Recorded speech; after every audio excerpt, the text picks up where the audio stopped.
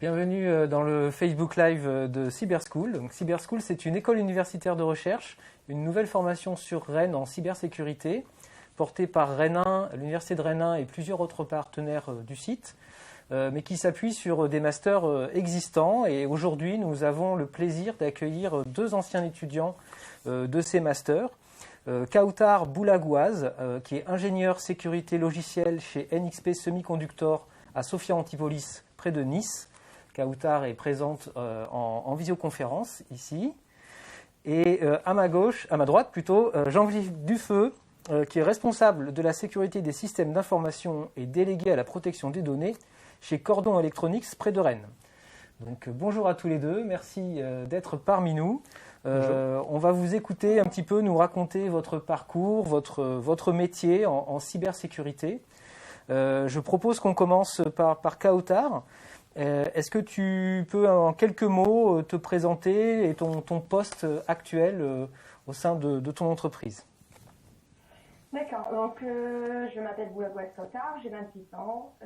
Aujourd'hui, je travaille chez NXP Semiconductor, je suis ingénieur sécurité logicielle. Je travaille principalement sur la validation des ROM et des firmware sur des produits INXP, des produits NXP qui sont destinés pour le marché automobile. Donc, ce qu'on fait généralement, c'est de la validation fonctionnelle pour voir si ça fonctionne bien et aussi par rapport à tout ce qui est lié à la cryptographie, à la sécurité et à toutes les fonctionnalités qu'on supporte par rapport à nos produits. On fait du pré-silicone validation et du post-silicone, donc avant que le produit soit fait et après que le produit soit fait pour essayer de valider et de voir si c'est une sécurité qui fonctionne très bien. D'accord, merci. Voilà. On va y revenir de toute façon. Jean-Philippe, peux-tu te présenter ? Oui, alors Jean-Philippe Dufeu. Aujourd'hui, je suis responsable de la sécurité des systèmes d'information chez Cordon Electronics. Donc Cordon Electronics, c'est une société industrielle présente au niveau international, dont le siège social est à Dinan. Donc je travaille beaucoup entre Dinan et Rennes. Je reste beaucoup du côté breton. Et mes responsabilités vont par contre toucher tous les sites et toutes les activités qu'on peut avoir à travers le monde, dans le sens où je vais être responsable de l'informatique pour tous les salariés, toutes les activités et y compris les clients pour qui on va travailler. Donc c'est assez large, on pourra y revenir un peu tout à l'heure. D'accord, très bien, merci beaucoup. Alors on va parler un petit peu de vos parcours d'études. Comme je l'ai dit, le Cyberschool s'appuie sur deux masters qui existaient avant le démarrage du projet Cyberschool. Un master plus orienté cryptographie, donc pour des profils relativement mathématiques. Donc Kautar, tu as suivi ce master. Ouais. Et puis un master plus cybersécurité, sécurité du logiciel, que Jean-Philippe a suivi.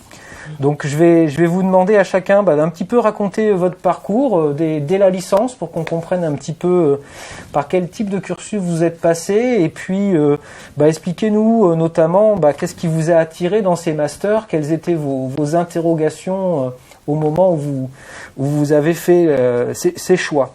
Kautar, tu peux commencer ? Alors, avant la licence, donc mon parcours était purement mathématique. J'avais fait des maths fondamentales et ensuite des mathématiques appliquées.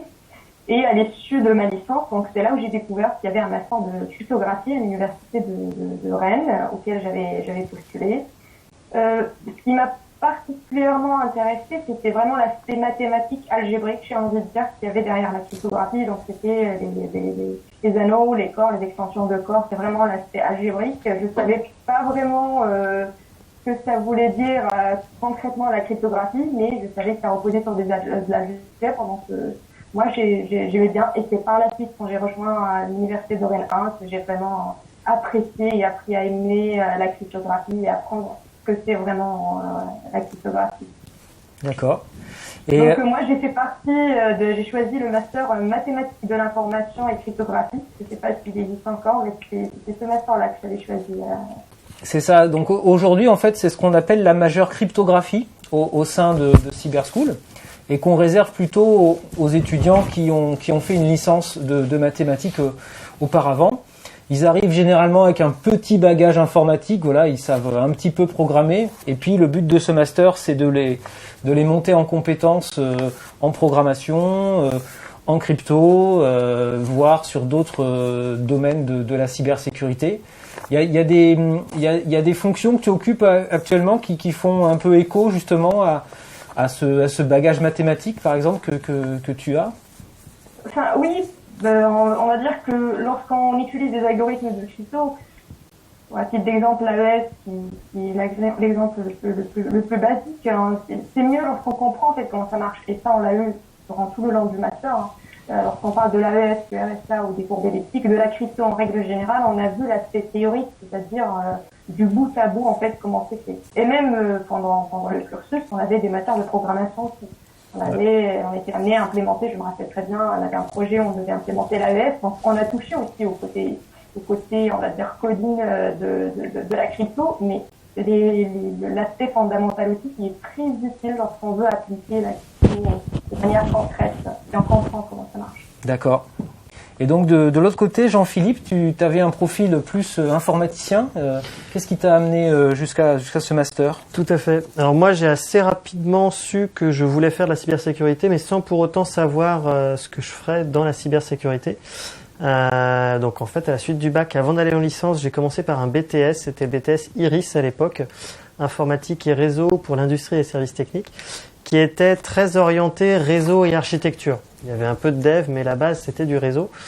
Derrière, j'ai enchaîné avec une licence informatique et l'idée était d'avoir d'un côté le réseau et l'architecture, de l'autre côté l'aspect développement, vu en licence, pour ensuite pouvoir aller au master avec des billes dans un peu toutes ces matières et pouvoir plus facilement voir qu'est-ce qui m'intéressait le plus au niveau de la cybersécurité. La crypto, j'ai commencé à en faire aussi un petit peu, mais c'était sous forme d'UE dans ce master-là, où on avait quelques cours de crypto qui n'étaient pas du tout au niveau de ce que Kautar a dû avoir derrière, mais qui ont permis d'avoir quelques billes là-dessus. Et c'était ça qui était intéressant dans le master cybersécurité, c'est que je pouvais vraiment toucher à tous les domaines pour voir sur lequel je voulais derrière approfondir en milieu pro. Oui, je pense que c'est quelque chose d'important pour les étudiants qui s'intéressent à ce master. C'est que la cryptographie, on en entend parler, mais avec différents niveaux d'intensité en fait, en fonction de son background. Voilà, c'est incontournable en cybersécurité, mais on a après dans la suite, on n'a pas forcément le besoin des mêmes compétences autour de ces notions. Ce qui serait intéressant aussi, je pense, c'est qu'on parle un petit peu à l'issue de ce master, comment s'est passé un peu votre recherche d'emploi, par quel éventuellement métier intermédiaire vous êtes passé, voilà, comment votre arrivée dans le monde du travail s'est déroulée. On commence encore par Kautar. Alors déjà le stage, en fait, je trouve que c'est une belle introduction pour commencer le monde professionnel. Donc moi le stage donc à l'université de Rennes 1, j'avais 6 mois de stage de fin d'études que je devais effectuer au sein d'une entreprise ou d'un centre de recherche. On avait le choix. Et donc moi j'avais eu mon stage chez ST Microélectronique et c'est là où j'ai commencé un peu à toucher au système embarqué, au monde de l'électronique, qui est un peu plus informatique. Donc le stage, j'ai fait un stage de 6 mois et à la fin de mon stage, quand j'ai fait mon projet de fin d'études, il y avait ma soutenance. Et donc après l'obtention du diplôme, c'est là où on commence à chercher un peu en fait, sans pour autant savoir où. Moi, je ne savais pas où j'allais vraiment atterrir. C'était par rapport aux opportunités que j'allais rencontrer. Et donc j'ai passé des entretiens avec une SS2I à l'époque. Donc, qui était basé sur Sophia Antipolis. Et j'ai commencé à travailler, je pense, 2 mois après avoir eu mon diplôme, 2 mois de recherche active. J'ai commencé à travailler en 2018 en tant que sous-traitante, en fait, chez le client NXP Semiconductor. Et par la suite, j'ai été internalisée, embauchée directement chez NXP. D'accord, très bien. Et toi, Jean-Philippe? Alors moi, j'ai eu la chance de pouvoir faire mon stage dans une SS2I assez grosse sur Rennes. Il s'agissait d'Atos en réalité. Donc le stage de vraiment fin d'études, qui n'avait pas de cybersécurité représentative au niveau de Rennes. Donc dès que j'ai terminé mon stage, ils m'ont proposé d'être l'une des premières briques à faire de la cybersécurité au niveau du site de Rennes. Donc j'ai accepté bien entendu et ça a permis de monter une offre par la suite sur Rennes orientée sécurité qui me permettait d'aller moi voir en tant que consultant de client en client un peu comment comment les projets se faisaient un peu partout. Donc c'était une belle opportunité que j'ai eue dès la sortie d'école via le stage de fin d'études. Très bien. Alors ce que je peux mentionner, c'est que avec le lancement du projet Cyber School, il y a aussi une transformation de ces masters. Et sur le master cybersécurité logiciel, on ouvre à partir de l'année prochaine une variante en alternance qui va permettre aux étudiants au niveau M2 de faire leur master en alternance entre les études et le monde de l'entreprise. Donc ça facilite encore davantage l'intégration. Et dans le domaine des logiciels notamment, il y a une très forte demande des entreprises pour des étudiants alternants. Ce qui peut être intéressant peut-être aussi, c'est d'évoquer au sein de l'entreprise ensuite comment votre métier a éventuellement évolué. Quelle est la diversité des missions qu'on vous a confiées et puis de vos rôles, parce que c'est toujours une dynamique qui est intéressante, je pense, à comprendre pour les étudiants. Kautar, qu'est-ce que tu as pu vraiment aborder ? Je pense que ce qu'il faut souligner, c'est que soit par rapport au stage, soit par rapport à l'emploi en règle générale, on commence petit à petit. Donc, faut pas avoir peur et se dire qu'on commence par des gros stages et qu'on va pas pouvoir y arriver. Généralement, le tuteur de stage ou même un employeur, il sait qu'on est débutant, il sait que c'est notre première expérience. Donc, c'est plus, surtout par rapport au stage, c'est une phase d'apprentissage. Le tuteur, il est là pour accompagner, pour aider, mais il sait qu'il a devant lui un étudiant qui est toujours en cours de formation. Donc, faut pas avoir peur par rapport à ce point-là. Généralement, ils sont très compréhensifs, ils nous guident plutôt, ils nous aident. Donc, moi, j'ai eu ça aussi et je pense que c'est valable pour tous les étudiants lors de leur stage. C'est un travail d'accompagnement. Par rapport au monde professionnel, alors au début, on intègre une entreprise, c'est une structure qui existe déjà, avec des projets qui existent déjà.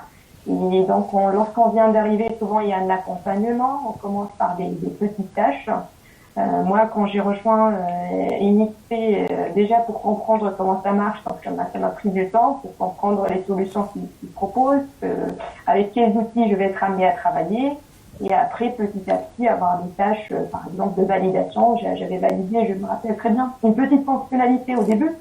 Et juste qu'on arrive au bout d'un an, au bout de 2 ans, à pouvoir gérer un projet ou gérer une partie d'un projet ou valider plus de fonctionnalités.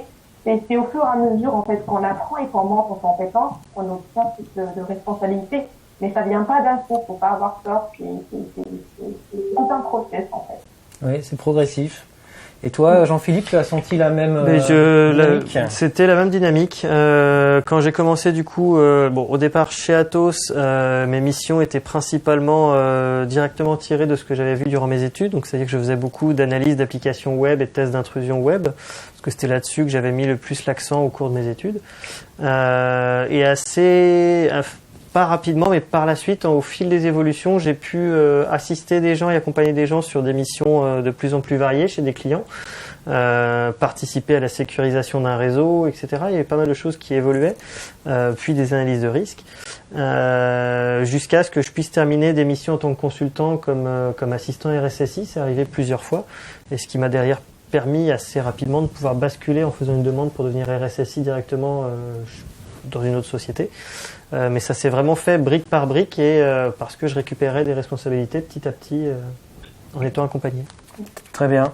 Oui, donc ce qu'on voit, c'est que vous avez acquis des compétences au sein du master, mais vous n'êtes pas arrêté à la fin. Votre apprentissage s'est pas arrêté à la fin du master. On continue à apprendre, à évoluer pendant le métier en lui-même. J'ai entendu tout à l'heure Kautar qui parlait un petit peu de système embarqué. C'est une des nouvelles compétences qu'on voudrait ajouter à Cyber School. Cyber School contient actuellement 2 majeurs, donc cryptographie et sécurité des logiciels. Et il y a un système de mineurs qui s'ouvre sur les systèmes embarqués, sur la validation par méthode formelle, demain sur des aspects plus juridiques ou d'intelligence artificielle. Et on va essayer dans cette formation de vous former toujours plus tôt au sujet important du domaine. Donc vous en entendrez parler dans l'entreprise, mais même peut-être un petit peu avant, du coup.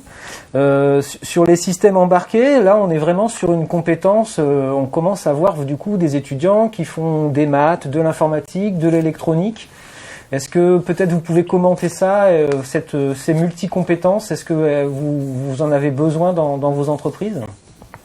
Alors oui, effectivement, c'est très très rare de trouver un profil qui connaît, on va dire, en cryptographie, en informatique et en électronique. Aujourd'hui, malheureusement, ce qui est fait, c'est que soit on va étudier de la cryptographie à part, soit on va être un informaticien qui connaît en codage et en informatique, soit on va partir sur de l'électronique. Et aujourd'hui, de plus en plus, dans le monde connecté, on va utiliser à la fois de l'informatique pour coder, on va utiliser de l'électronique pour du matériel, mais on a besoin de la sécurité, du coup on a besoin de la crypto aussi. Donc pouvoir avoir une formation, c'est quelque chose qui, à ma connaissance, n'existe pas beaucoup, et c'est très très rare de trouver un profil qui vraiment connaît de la crypto, de l'informatique et de l'embarque.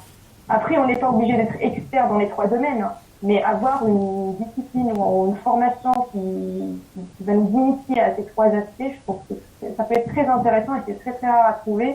Et oui, on en a besoin de l'entreprise aujourd'hui.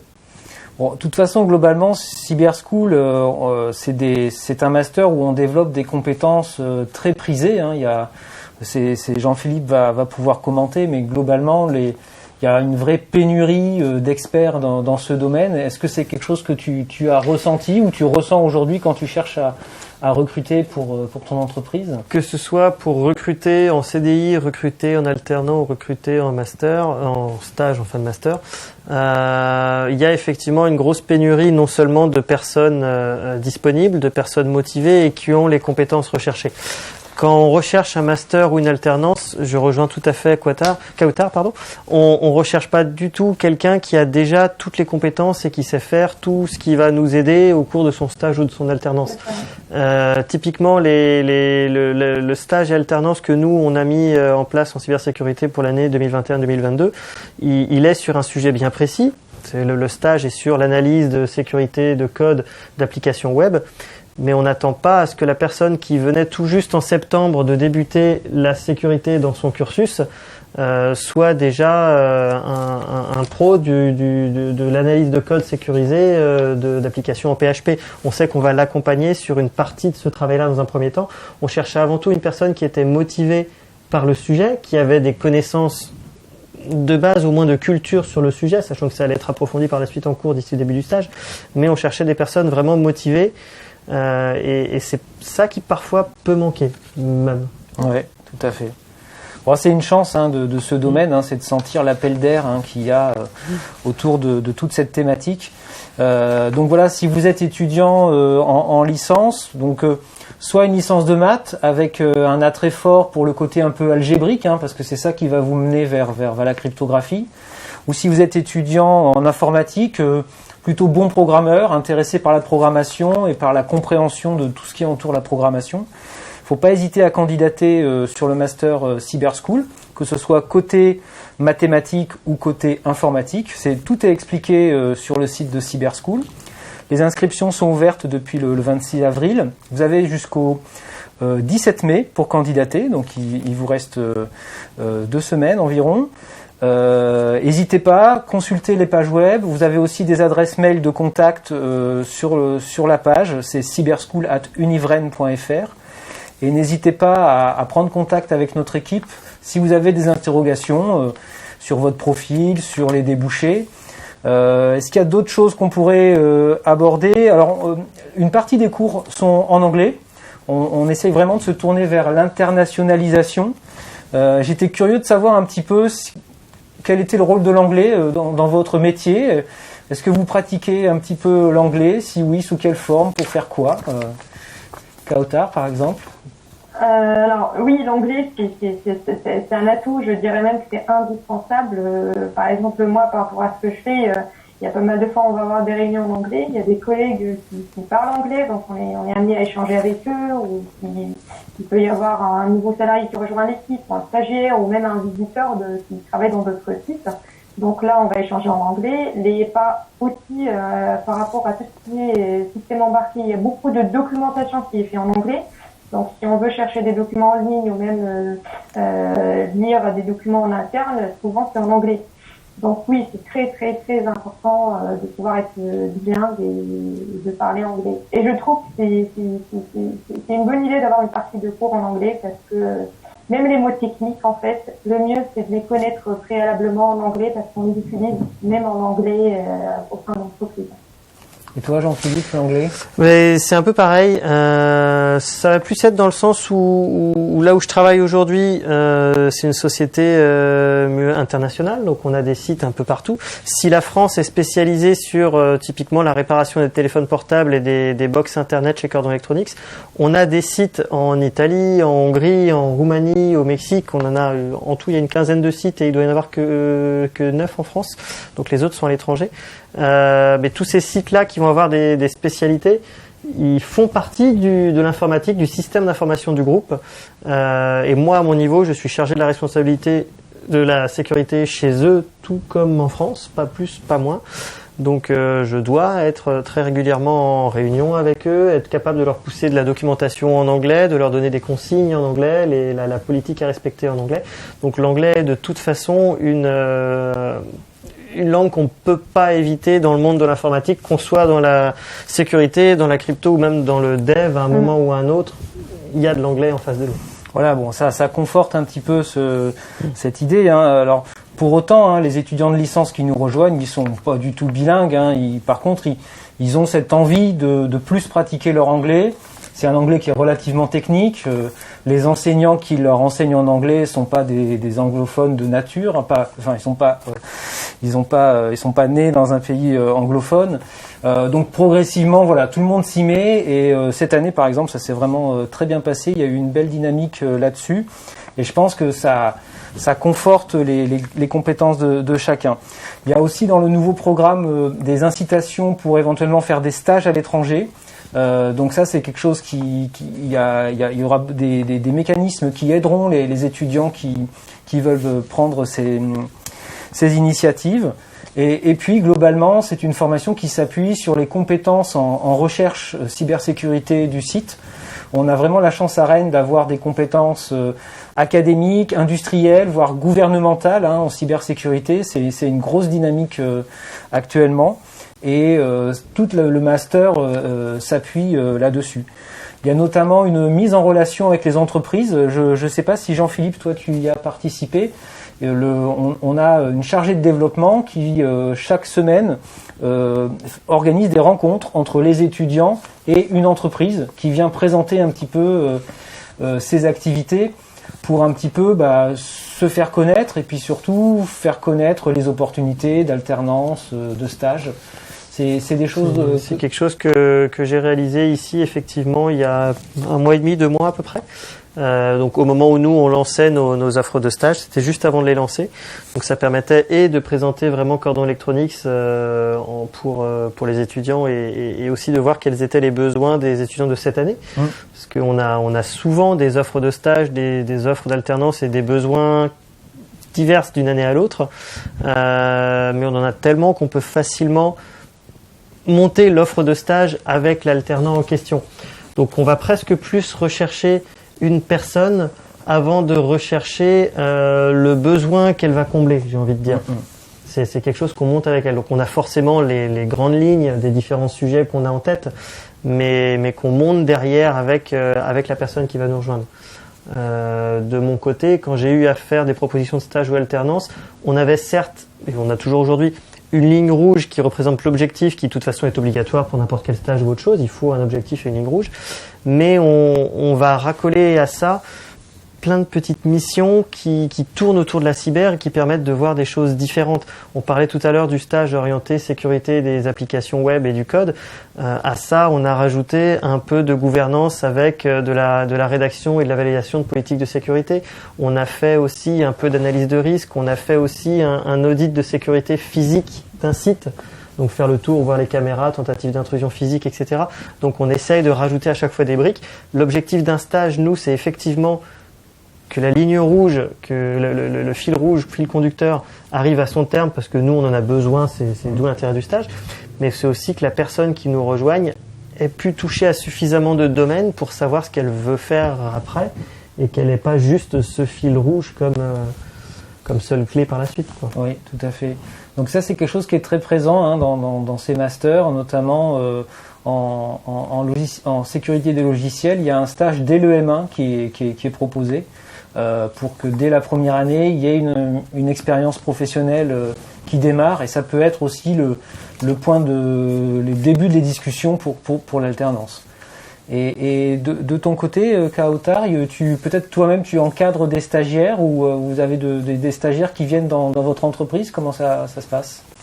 Oui, il y a beaucoup de stagiaires. Moi, non, j'ai pas encadré de stagiaires, mais il y a eu beaucoup de stagiaires au sein de NXP dans des équipes différentes. Et pareil, je pense que si le stage, déjà, ça permet de répondre à la question que se posent tous les étudiants et que je me suis posée aussi, c'est qu'est-ce que je vais faire par la suite? Et aussi, est-ce que ce stage va déterminer ce que je vais pouvoir faire par la suite? Alors non, enfin déjà, faire un stage dans un domaine, ça ne permet, c'est pas, ça ne nous condamne pas en fait à rester dans le même domaine. On peut faire un stage, je sais pas, en sécurité informatique et après faire la sécurité réseau. Enfin, c'est pas contraignant. Et aussi, ça permet de savoir ce qu'on aime et ce qu'on n'aime pas faire, en fait. Parce que des fois, on fait des choses durant le stage et on se rend compte que c'est pas assez motivant pour nous. Donc, je pense que c'est pas déterminant, mais ça peut être important pour savoir ce qu'on aime faire et ce qu'on n'aime pas faire. Mais on peut toujours changer, même quand on commence à travailler. On peut, au bout d'1 an, 2 ans, 3 ans, et même 10 ans, il y a des gens qui changent de carrière. Il n'y a pas de problème. C'est le grand avantage hein, d'être dans un secteur très porteur comme celui-là. On peut changer de voie, il reste toujours beaucoup d'opportunités. On peut changer un petit peu d'objectif. Voilà, c'est vraiment, je pense, une des aubaines hein, de ce domaine-là. Ouais. Je sais pas jusqu'à. On continue. On a commencé un petit peu en retard, alors on va continuer. On peut continuer, ouais. Je vois pas les questions. On voit pas les questions. Alors, est-ce que vous avez des questions?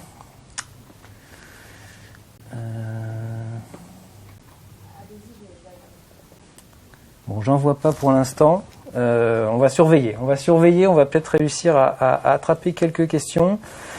Ce que je voulais mentionner, c'est, oui, moi je voulais rebondir sur ce que disait Kautar, déterminer ce qu'on aime et ce qu'on n'aime pas. En fait, c'est la même idée qu'on a eue avec ce système de majeur-mineur, c'est-à-dire que par rapport au master que vous avez connu, les étudiants, en fait, maintenant, ils vont avoir un peu plus d'options qui vont leur être offertes, et ça va leur permettre de tester des choses. Et voilà, sur un module, ils vont tester, par exemple, le domaine de la vie privée en sécurité informatique. Ça leur permet de voir, est-ce que j'accroche, est-ce que j'accroche pas, et c'est ce qui va un petit peu pimenter leur cursus au sein du master à partir du 2e semestre de M1, puis du M2, ils auront quelques choix. Alors là, je vois une question dans le master cybersécurité. Va-t-on être poussé à développer la protection d'un système seulement ou également chercher à s'introduire dans un système? Voilà. Alors il y a le côté je protège, j'attaque. Alors on apprend des deux expériences, hein, tout à fait. C'est vraiment un domaine où c'est intéressant et instructif de jouer les deux rôles. Pour autant, on est vraiment dans une formation qui ne cherche pas à uniquement attaquer. Et on a même aussi des enseignants qui vous expliqueront les risques hein, d'attaquer. Parce qu'il y a vraiment il y a un cadre juridique dont il faut être conscient. Mais tout à fait. Et on développe aussi des activités. On va dans les années qui viennent monter notamment des collaborations avec les écoles d'ingénieurs du site, hein, qui sont partenaires, pour faire des événements type Capture the Flag, des choses comme ça. C'est un domaine voilà, où on peut organiser comme ça des séances assez ludiques entre étudiants du domaine. Donc effectivement. Ce qui est important, hein, moi je pense dans ce domaine, c'est la chance qu'on a à Rennes, c'est qu'on a des experts, voilà, et on n'a pas repeint une formation en cybersécurité avec quelques titres. On a vraiment des gens qui sont experts. On a un expert mondial en AES par exemple, hein, qui est reconnu pour voilà avoir cassé AES dans tous les sens. Et ça, c'est la grande chance qu'on a sur cette formation. C'est je pense aussi l'expertise du corps enseignant et au contact en plus d'entreprises très pointues. On a aussi des petites PME très pointues en crypto, par exemple. On a Amosis sur le site, qui est une pépite dans ce domaine et qui propose des stages. Alors, j'ai une autre question sur les critères de sélection en Master 1. Donc, vous venez soit d'une licence de maths, soit d'une licence d'informatique. Il y a une sélection. On va regarder, je le disais par exemple pour les informaticiens, on va regarder vos notes, mais on va regarder en particulier vos notes dans le domaine de la programmation, par exemple, pour être sûr que vous étiez relativement à l'aise là-dessus. Et on va vous demander aussi de nous expliquer dans votre dossier quelle est votre motivation. Il faut aussi savoir démontrer une curiosité. Expliquez-nous, peut-être que vous avez déjà fait des choses dans le domaine de la cybersécurité, vous avez lu des choses, vous avez tenté des choses. À vous aussi de personnaliser un petit peu votre candidature pour qu'on comprenne un peu votre envie. Et puis là, votre licence se termine, mais vos notes, oui, vont nous intéresser. Après ça reste un master qui est ouvert à toutes les licences 3 de maths et d'informatique, et donc tentez votre chance et vous aurez rapidement des réponses. Est-ce qu'il y a d'autres questions? Alors n'hésitez pas aussi à poser des questions à nos invités.